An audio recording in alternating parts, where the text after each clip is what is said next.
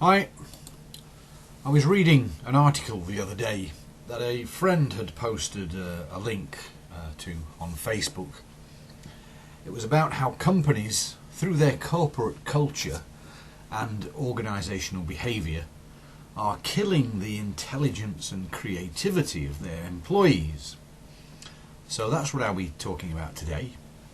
I didn't necessarily agree with everything I read in the article, but I found it particularly interesting because I studied HR management and development for a master's degree, and I could draw some parallels with my current and previous employers. So I'll start by briefly defining corporate culture and organisational behaviour in case anybody's new to this. Then I'll look at some of the claims the authors made with an example or two from my own experience. By the way, these claims aren't made up by some disgruntled employee who found himself out of a job.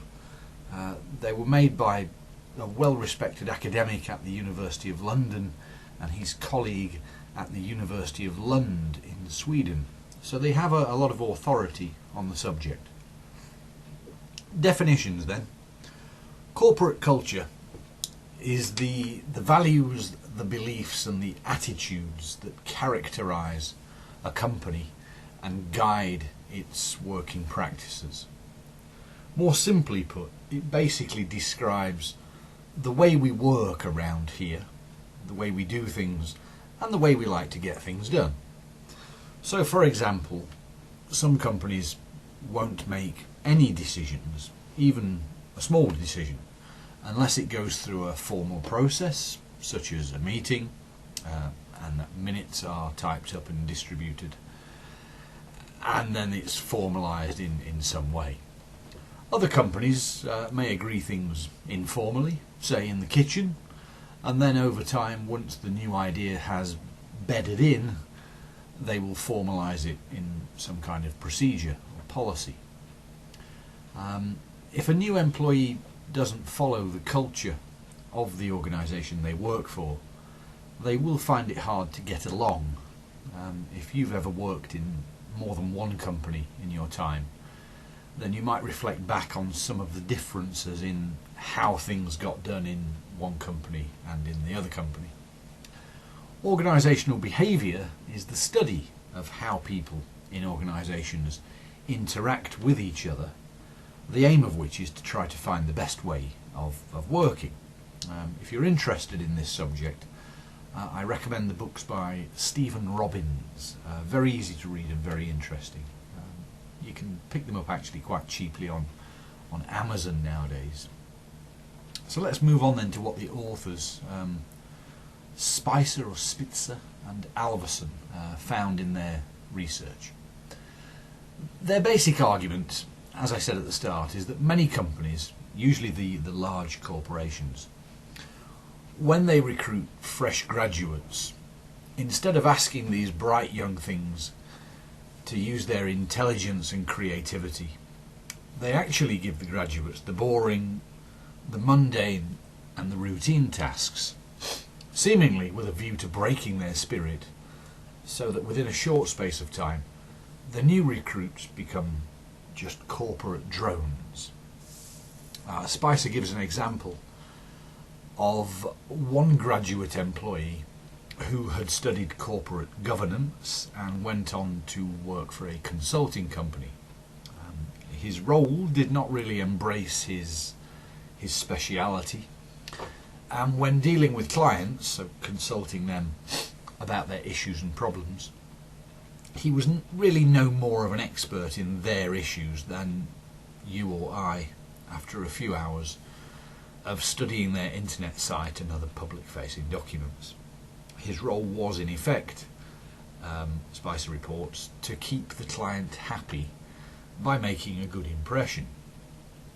Now, if you've ever had a consultant in your workplace, you might have had a similar experience. The consultant tells the company what it wants to hear so that the company can do what it wanted to do in the first place. I have had experience of this, I won't say where, The consultant in this instance suggested something that we had already been discussing, and that was pretty much the extent of his proposal by the end of the consultancy. There were a few comments along the lines of, "Crikey, I wouldn't mind his job in the office afterwards." So the conclusion from the author of this article was that the people who get ahead, who get promoted within companies, are those who mindlessly toe the line. They keep the company moving slowly in the same direction. They avoid asking the questions that might result in some upheaval, but in the end positive changes. It's these people who tend to get promoted and who are valued more by the company. You may have heard the phrase, "Don't bring me problems, bring me solutions." Lucky for me, I've never heard that in any company I've worked for, but apparently it's quite common. The authors found that in companies where managers preach this fairly ridiculous phrase, they found that employees stop thinking about problems and they talk only about the good things. Now, the problem with this is that the employees are effectively hiding their heads in the sand to avoid the problems, and some problems must be dealt with, or the company risks losing business and even going out of business. Look what happened to Nokia, the Finnish mobile phone maker. I mentioned governance a little bit earlier. This is one area fraught with opportunities for mindless management. Create policies and procedures on how to do everything in order to satisfy an external independent inspector or internal compliance officer. Then once that person has left, having done their job of checking and advising, the company reverts to exactly what they were doing beforehand. Why revert? Because it just worked fine, absolutely fine. So why create the policy and procedure? Well, because it makes someone think they're doing a good job. It makes people busy. I have had some experience of this. Questions from auditors about situations that have never happened and what the policy is for that situation that has never happened, and as far as we could tell, will never happen. So they suggest a policy, we create the policy, and the auditor leaves with something to write in a report about what a difference they've made during their visit. You see, it's all about justification. If the auditor can't find anything to advise on, the auditor can't be doing a very good job. And the problem with this is that it just creates extra work for those who are already fairly busy. It deflects them from doing what they need to do. And that's a bit of a shame. Finally, let's look at branding. Branding is something of a buzzword at the moment. I heard a businessman on the TV recently say that branding is more important than the product. Quite a big claim. I'm not sure I agree with that. Thus, with branding at the heart of every business success, everyone seems to want to rebrand their product nowadays. Local to me, this one, in 2015, the University of Loughborough wanted to rebrand their logo from a very formal looking font saying Loughborough University next to a shield. They wanted to change it to a bright pink octagon with soft edges where the points would usually be, and the letters LU in quite a soft font inside the octagon. The new logo was rightly met with derision. People just did not like it.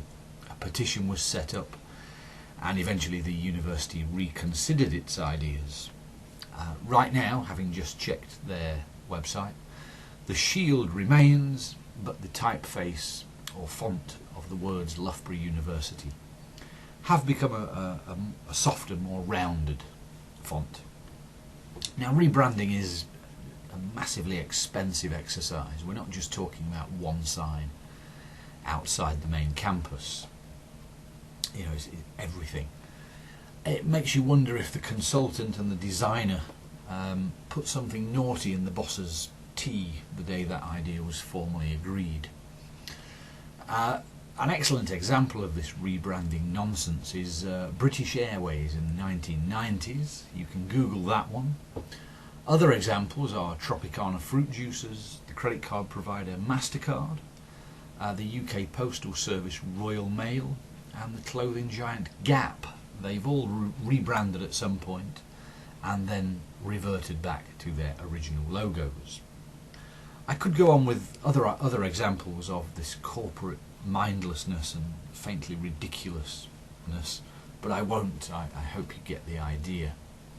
So to conclude, if you're currently a student, don't necessarily expect to find a job that demands your full intellectual capacity. If you're a manager, be aware of consultants, especially those who suggest rebranding. Thank you very much.